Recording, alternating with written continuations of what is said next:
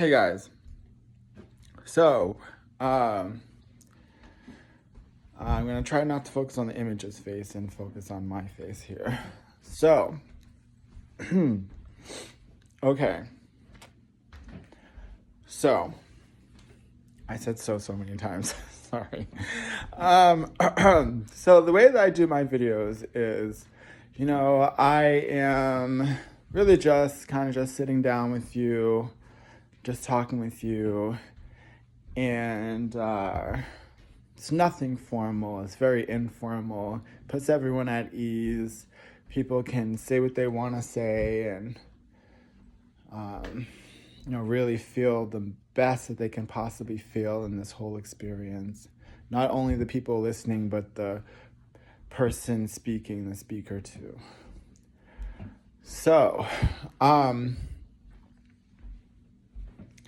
I'm about to show you guys my idea, my life's mission, basically, all put into 3 sets of equations. And this is going to be epic because probably everything that follows from this video will be the whole basis of my whole life's work. Like everything, like, oh, that is exciting. Even the Amazon person, you see the Amazon person up there? Even they are probably excited. Even they are, do you see the Amazon person? Look at they're driving now. See, they're driving. Even the Amazon person was excited out there. So like, why are we so excited? Because like, you can literally talk about like any field, any intellectual field there is. And I'm willing to bet you it's gonna come down to like these 3 equations that I'm describing. Right? Because, and I'm not completely sure, I might be kind of going out there on a limb right now, but like, the fact that like I've discovered vastly like so much stuff, and I'm willing to bet you that it all comes down to like these equations, and I'm just trying to figure out why. Well,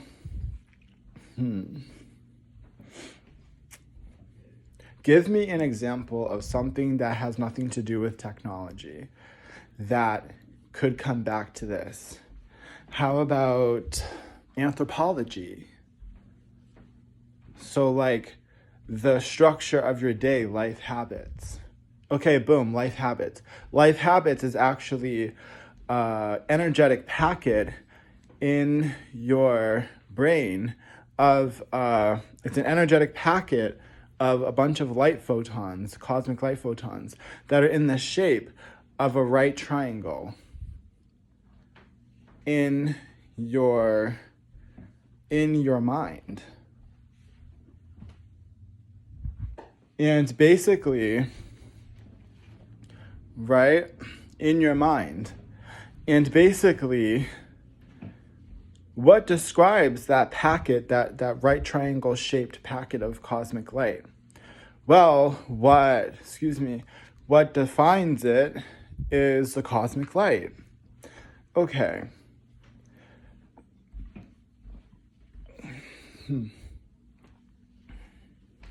But if you look at cosmic light, right, it has a frequency. And so that frequency, first of all, it has a frequency as light on the outside of it, right, looking from the outside.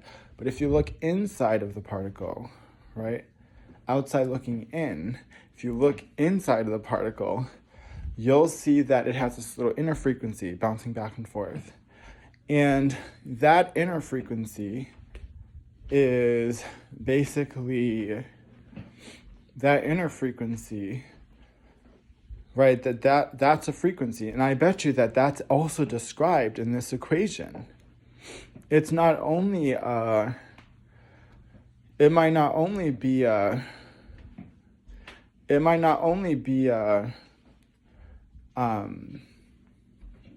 right, because because we do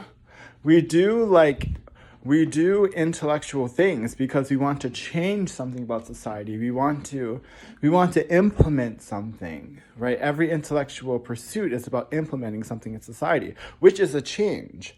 So maybe these equations actually create like related to that right triangle packet of light, that it represents an intention, which represents your life habits, which represents like what you're spending your day doing, right? That packet of light, cosmic light, it has frequency, an inner frequency. And maybe you can plug in that inner frequency and it will tell you what this light packet is going to do, what change it's going to make upon the world, geometrically, particularly, energetically, right? So my beginning premise was right, that like these three equations, which I'm gonna shortly put on the board really quickly in this video, I'm gonna put right over my face. This equation, these three equations can really tell us a lot about how our intellectual pursuits in any field, anthropology, astrology, astronomy,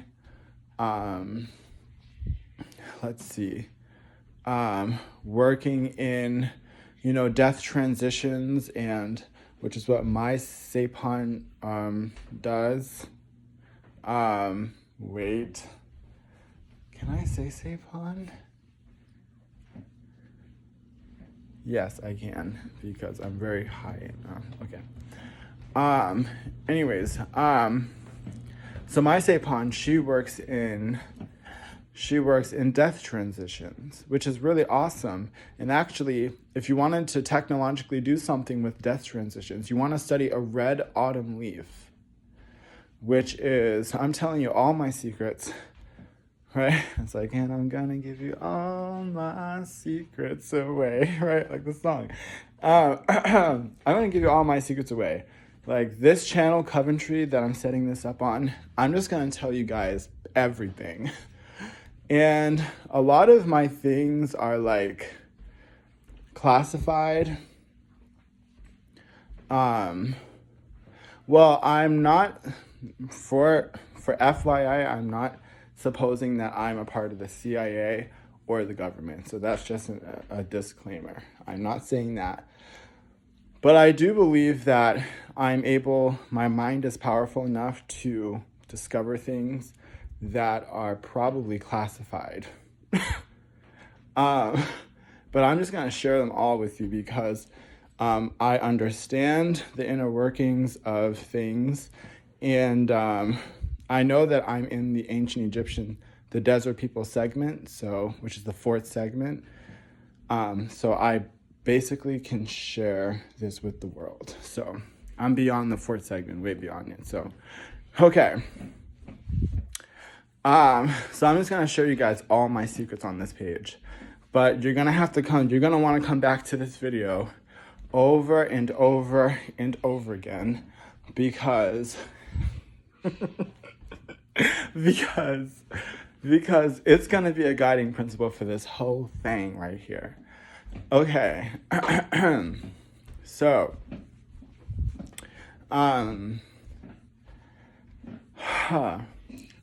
what was me and that mailman, like, what were we excited about?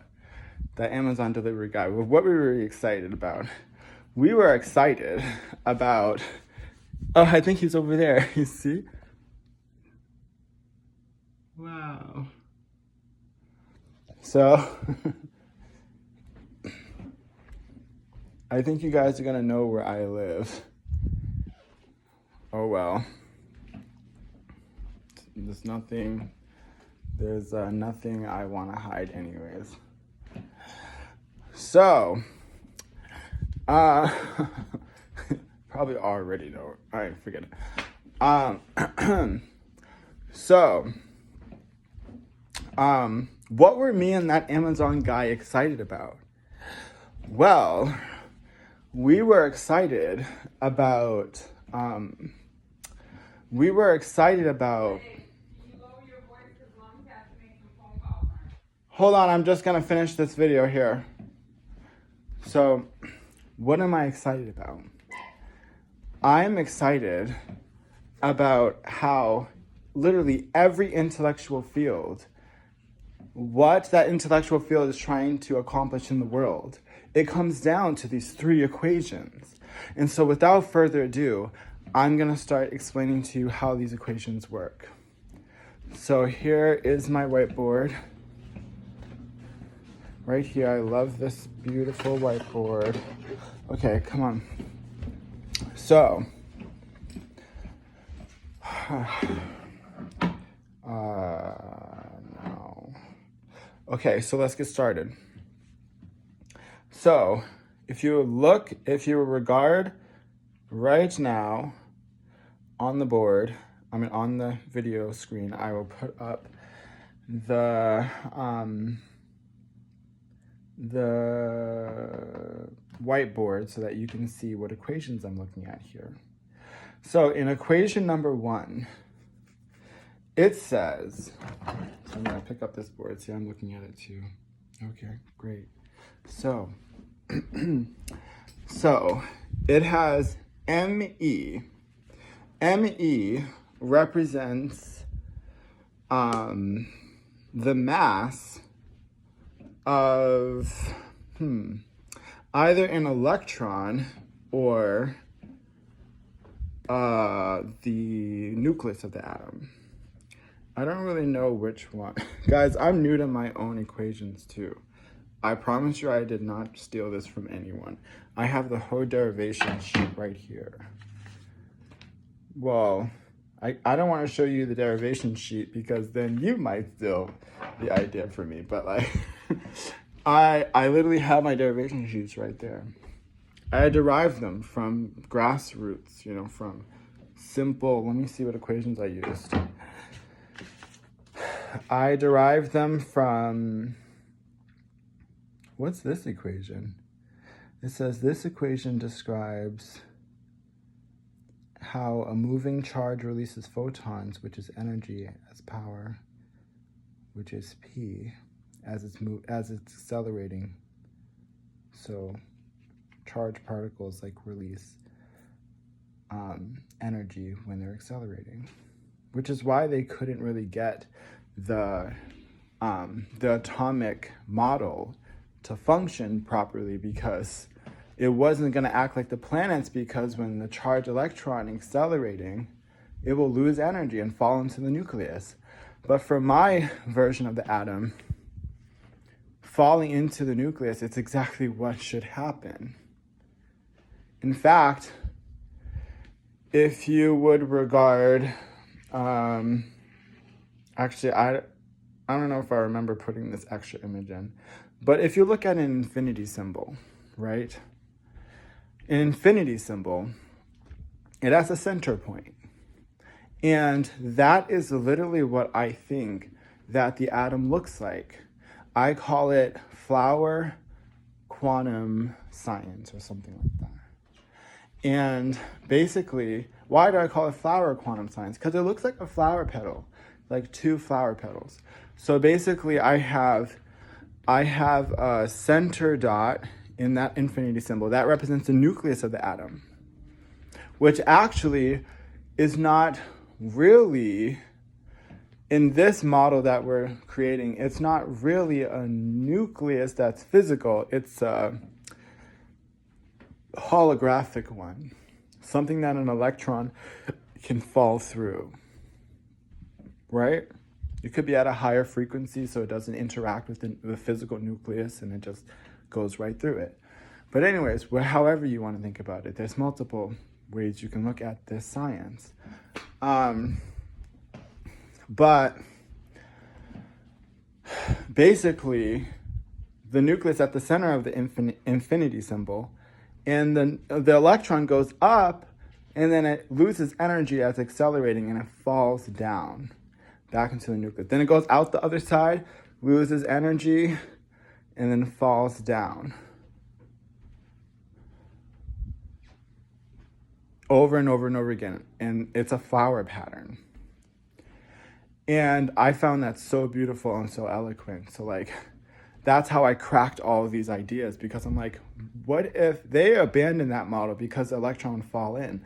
I'm like, what if I just let it fall through though and let it come out the other side? And that's when I discovered like everything.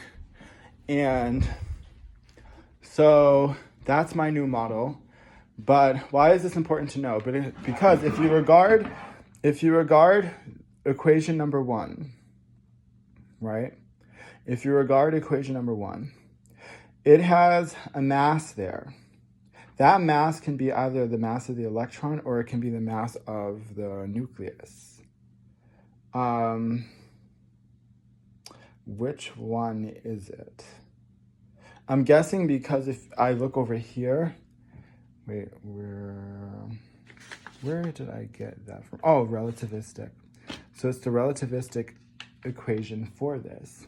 It has mass of it, which is a mass of a charged particle, so it has to be the electron. So I'm literally doing this with you guys as we speak. So like,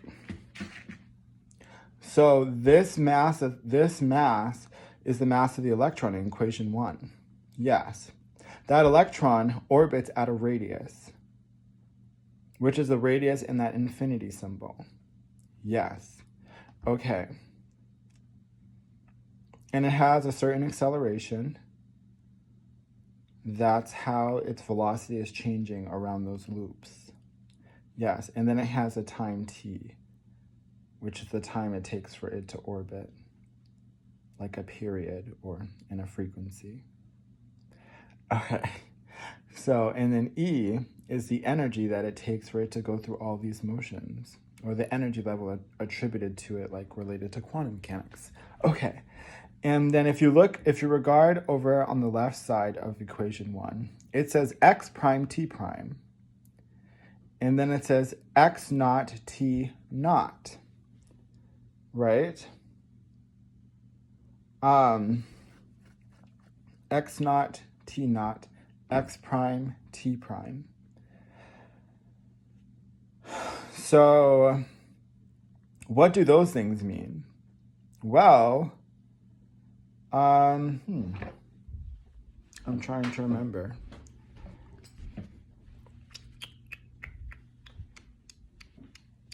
I think they might be technological, I think they might be technological things. So like, give me an example of what you're talking about. So like, if you look at x naught, XOTO, right? When you look at that, the x could represent the radius r, right? And the TO could represent the time of, that is in the parentheses, t time in the parentheses. Yeah, so these are same things, just on different parts of the equations. Yes. And then what does x prime and t prime mean? That might be like what you want to change that orbit to. So if you wanted to change an electron orbit, and this is going to get some juicy things happening here. It's going to be really cool. And so if you wanted to change that, I sound like someone I know right now. I love her so much. Okay. As if you're out there, I love you. Okay. So XOTO. So XOTO, that's really just radius that is in the parentheses of equation 1. And TO is really just the time that is in the parentheses of equation 1. And right, and you see XOTO in equation 1. Right, so they're the same thing. Yes, so XO is RE, TO is T. Yes, okay. What is x prime t prime? That's what you're trying to change the electron orbit to. And remember, if you change the electron orbit of something, you might change the whole molecule completely. Remember, like in the movie 21, he's like, which then changes everything, right? Remember when remember when his professor was, asking him this question near the beginning of the movie, right? He says, which then changes everything, the kid said. And yeah, if you change the bond length in a chemical bond, it would literally change everything. Right? It would literally change everything in that, of that molecule. Like, for example, if hydrogen was forced to have a different bond length, it might have completely different properties. If that was possible, right? It would have completely different properties. So maybe bond length is important. But anyways, this equation, when you see x prime t prime in equation 1, that's you trying to change the radius, which is x prime, in the time of the orbit, t prime, to something completely different. So that you can not only change the property of the molecule, like what the molecule can do, or like, I don't know what can do, but like what it's like, hydrogen in the liquid form, it might be clear at one bond distance. You change the bond distance, it might turn to red and be highly electric, but not combustible or something. I don't know. Whereas usually hydrogen is combustible in the presence of oxygen. I don't know. So this is what I mean. Excuse me. So, guys, so you're a part of this like creative process. It's pretty cool. Hope you enjoy all this craziness. So, you understand equation 1, right? Yes, I explained every single thing to you. So equation 1 is done. Stop. Equation 1 is done. That sounded ominous, but it shouldn't be. By the way, guys, this is a mason jar, and might I tell you,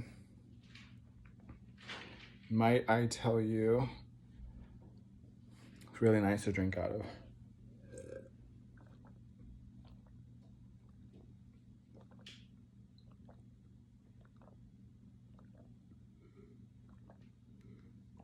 So I like to take 9 sips at a time, because I heard that 9 is a very important number for the Black Widow Tamia.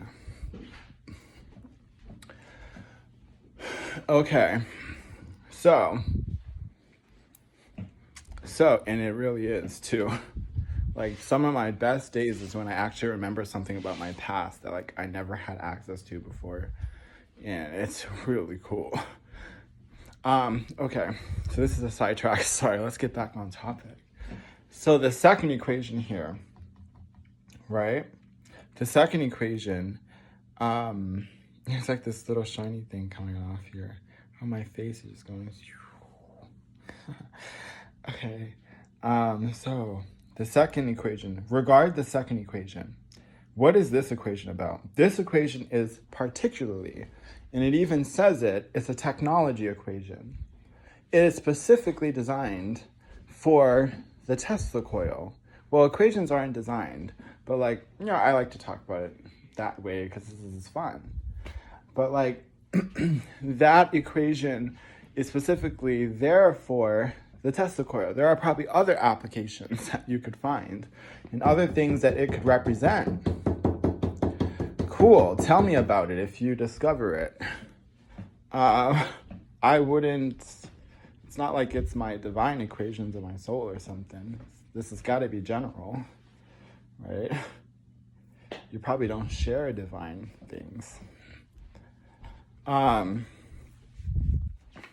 Probably just like family equations or something. I think that'd be better off. But I'm guessing if you're able to write it and share it to the public, it must not be divine. And if it is divine, then it would be divinely protected. But okay, so no one could discover anything about your divine sciences, and it's all insured. Okay, so regard the second equation. This, in this specific conversation we're having, is a Tesla coil equation. So if you look at equation 2, right, and you go over in the parentheses and you look at T, right? Actually, look at Q first. So Q is a charge, right? So you could charge a Tesla coil to a specific magnitude in charge. I don't know how they measure. I think they measure in coulombs or something like that. I can just look it up. Oh shit, I think it's coulombs. But basically, you have charge, right? You charge up this Tesla coil. You charge it up, charge it up, and that represents the charge. The energy you should measure in the circuit, because how much energy you're using to create that Tesla coil field will be measured in the circuit, because it's how much voltage you're using and all that, right? And the T in the parentheses, that represents time. Probably how the field is alternating over time, but you can turn this into a period of a frequency, because time is equivalent to period of a frequency. So you can use it as a period of a frequency. And why is this important? Because Tesla coils vibrate. They take the electric field and they undulate it on the electric field magnitude graph versus time, right? They undulate it. So that could represent a period of a frequency. So now we have a Tesla coil set up in this equation, strangely. What does it do? Well, I'm guessing it takes, and actually, can you regard the first equation really quickly again? Because I just realized that, why is there an equation that describes how to change an electron orbit? Maybe this is not an equation of changing molecules. Maybe molecules change on their own all the time. And we're just like discovering like the equation that shows how it does it all the time. Think about how does like planets form and like create all these gems and all this stuff, right? So that could be something to think about. Let's go back to equation 2. So inside the parentheses, we are basically describing a Tesla coil. Yes. Okay, so if you look at XO and TO, what does that mean? Well, you take an electron orbit radius, an electron orbit time period, or you can even put in the period, which is the same thing as the time. And, right? Yes. So it's the time per cycle. Yes, so you can put in the period or the time, same thing, and you can put in the radius where XO and TO is. XO would be the radius, TO would be the period of the infinity symbol cycle of the electron in its orbit. So, because it orbits in the shape of an infinity symbol. So with the center of the infinity symbol being the center of the nucleus, which I've already said earlier in this video. So, so basically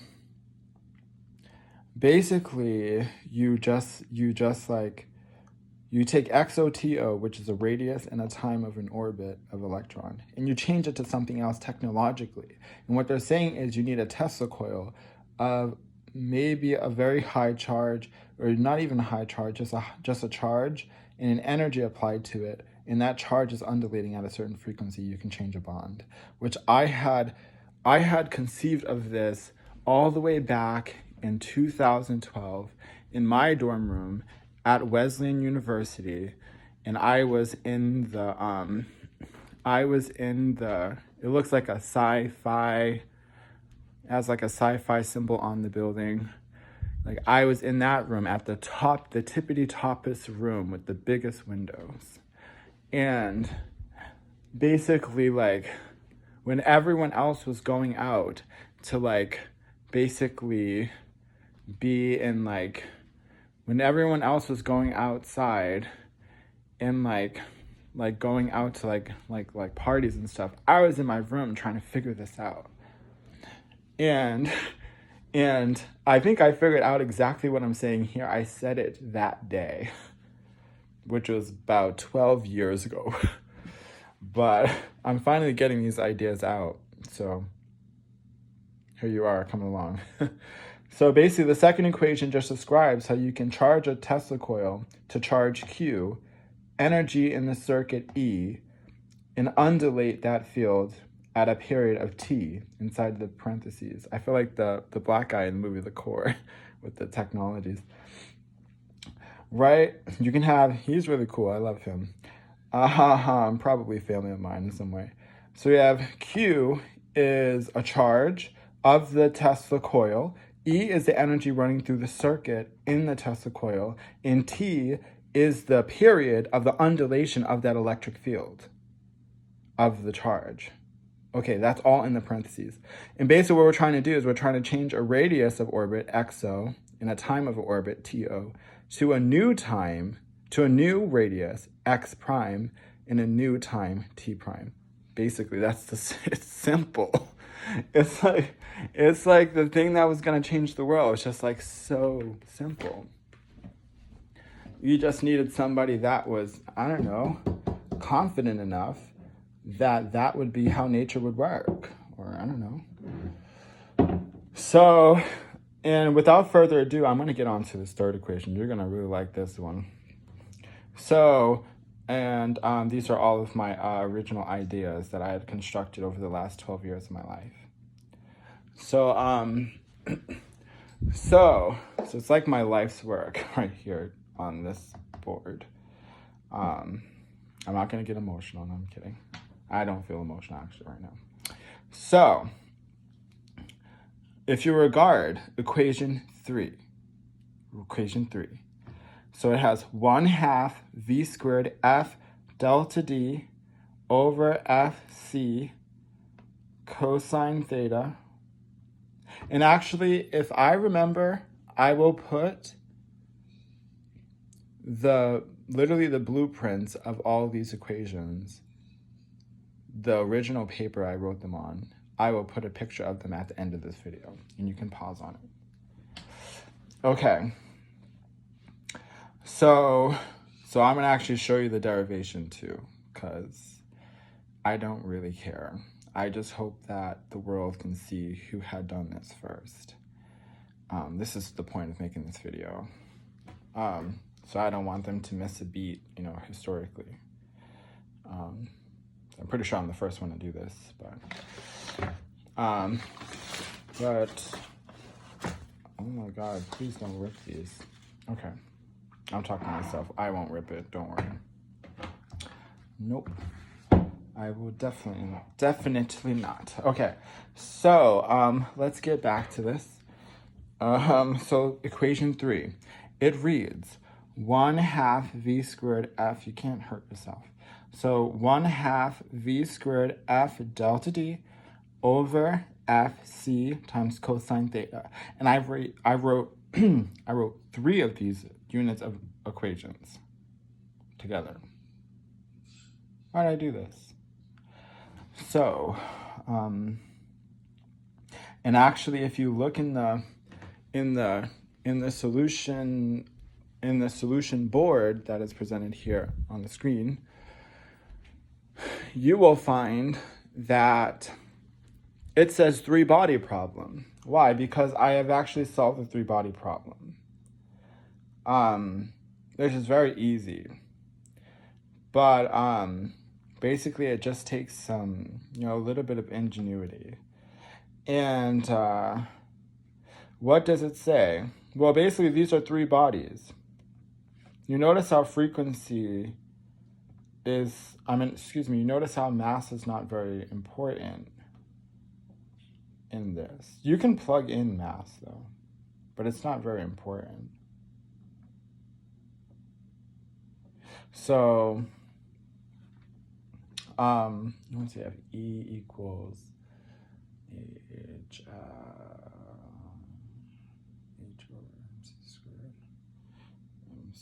squared MC to the third over H. Okay. So, these are real ideas, guys. They're really cool. Okay, so basically, the three-body problem is solved. Sometimes I feel like I do things so easily that people think I'm like cheating or something.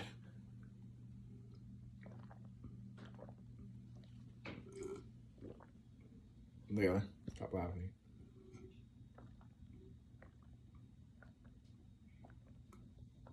That's my dog, Layla. Can you see her?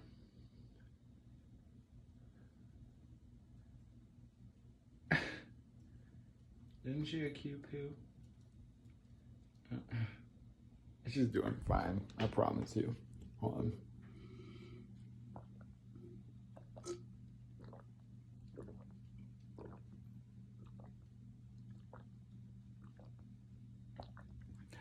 So hard to drink water. Like my soul is water. It's hard to drink what you are because you already have so much of it. Okay, it's almost done. So the three-body problem is very simple. In equation 3, you take the frequency of something, of a mass, which is given by mc squared equals hf, because hf equals energy, mc squared equals energy. You equate mc squared to hf, you can convert mass to frequency, the inner frequency of that mass. A little photon bouncing back and forth inside of the mass is the frequency. The photon's not the frequency, the bouncing back and forth inside of that particle, hollow particle, is the frequency. So you have a frequency, I just told you how to do. And basically it will show you how these things will orbit, because it's a triangle and there's a distance between all of them. And there's delta D, which is the distance. And then it even tells you the forces that are going on with it and the velocities, V. And there's one more thing that you need, that, which is probably why they couldn't really discover this equation maybe, is because maybe there is the mass directionality of those particles are connected to each other because it's a triangle. So you just like solve for it. You just like kind of look at what is the angle. Am I making any grammatical sense right now? So you kind of solve for like which direction you don't solve for, you just kind of look at where the mass is pointing and where the other one is pointing, and you just like you measure the angle. And that's it. What is a mass directionality? Okay. So a mass directionality is basically when you have a hollow particle and it has a little photon bouncing back and forth inside that hollow particle. So it has a little photon bouncing back and forth in that hollow particle. Boing, boing, boing, boing, boing. That's it's going back and forth, right? So that's a straight line that it travels, which puts a pull through the particle, which gives it a direction. So that's why I related frequency to mass, which with mc squared equals hf. And so that inner frequency bouncing back and forth has a pull that it moves along. That is the mass directionality. So the cosine theta is the mass directionality of each of those particles in the three-body problem, in the three-particle problem. Their directions in relation to each other. And basically that's it. That's the whole thing. That's the three-body problem, the solution. Pretty cool, right? I'm trying not to sound stupid in this video, but then I wouldn't be taking you along with me in my life, because I sound stupid every day, or like often. So, but I'm very intelligent, I promise you. So hold on. Hold on. So what does the three-body problem tell us about the Tesla coil? Well, it's cool because it tells us how macrostructures are formed. Basically, these three particles can represent three molecules that form a bond with each other to make macromolecular structures, like even macro structures. Because let's say we had hydrogen, right? I could take hydrogen as a molecule, and these three equations would represent 3 diatomic hydrogen molecules, and they would form a bond in a triangle. Boom. With a certain frequency of the Tesla coil, they would form a bond that matches its frequency, of course. It would form a bond, or matches the frequency of what you're trying to build. Those are details that need to be figured out. But those hydrogen molecules, those diatomic hydrogen molecules will come together and form a triangle. And then on top of that would be another triangle. And then on top of that would be another triangle of diatomic hydrogen. And then on top of that, another one. And then before you know it, there's a huge rod. But of course you need to build like more interlacing triangles going in the lateral, is it that lateral direction, the horizontal direction?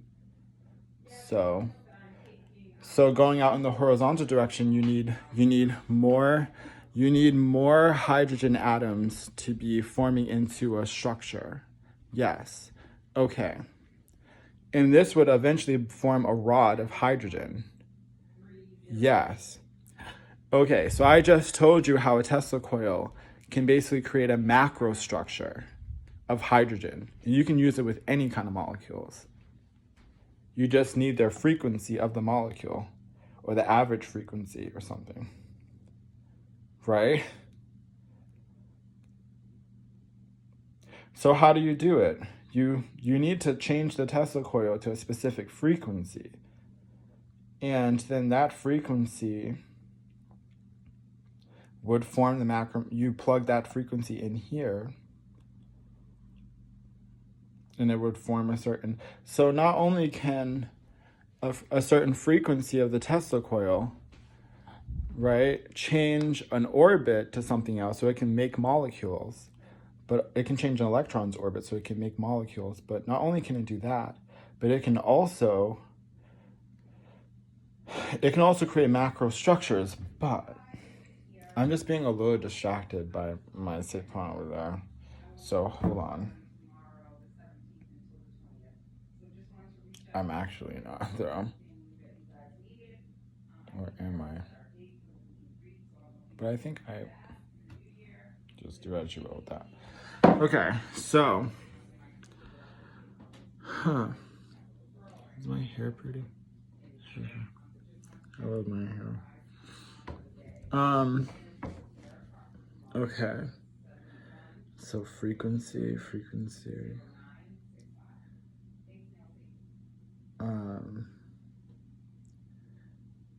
So frequency. What frequency do you plug in for this? Is it the frequency of the molecule or the frequency of the macrostructure? I think it's the frequency of the macrostructure. Or maybe there's 3 frequencies that need to be plugged in because there's 3 frequencies in it. So there's the frequency of the molecule that you're using, the frequency of the molecule you're using, the frequency of the plant extract that you're trying to, like a tree leaf extract that you're trying to build a certain structure. And then you need a 3rd frequency, which would be what? Frequency of the molecule, frequency of the tree leaf extract. It could be frequency that you want that house to be, or the frequency of Earth's electromagnetic field around it. True. See, I'm just discovering this as I'm talking with you guys now. So you're a part of the process. So yeah, I think that's what's going on. So that's when you want your thing to be built with like triangles interlacing, which would come from plants. That's how plants build, with triangles interlacing of molecules, triangle formation of molecules interlacing. Fungi must build with squares interlacing of molecules. In animal extract, which is actually beans, they build with hexagons, molecular molecules in hexagons interlacing, which means that they have like 6 frequencies that they need to account for. And I don't know what those are yet. So can you guys discover what that would, or can you guys help me out with this? If it's not my divine science, then it could be, you could get help. If it is my divine science, then only I can do it. So have to do with like what I only could discover here at my house. Okay. And yeah, so that's it. So you have 3 equations in equation 3. So that means that it's a plant extract we're getting this from. Yes, because plant has a number 3, fungi have number 4, animals have number 6. Triangle, square, hexagon. I discovered that like over 10 years ago, probably. Well, not over 10 years ago. Probably 6 to 8 years ago. Probably 4 to 8 years. I don't know. So yeah, I'm pretty sure I'm right about all this. So that's how it all works.